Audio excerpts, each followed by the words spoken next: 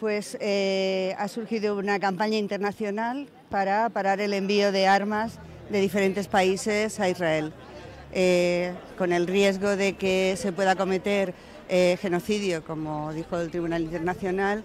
Pues estamos intentando crear una campaña para parar el envío de armas, especialmente de países como Reino Unido, Estados Unidos, Alemania, Dinamarca, Países Bajos y Australia, que son los países que están en estos momentos todavía suministrando armas a Israel.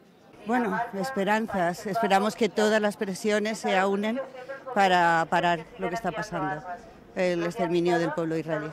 Muy escasos, pero pensamos que todas las campañas que se están produciendo, tanto por parte de estudiantes en Estados Unidos, que se está extendiendo al resto de Europa, como las presiones de las organizaciones humanitarias, como es el caso de Amnistía Internacional o de Oxfam o de Greenpeace, todas las presiones y el mundo de los derechos humanos, de la sociedad civil de los derechos humanos, impidan que se produzcan más matanzas.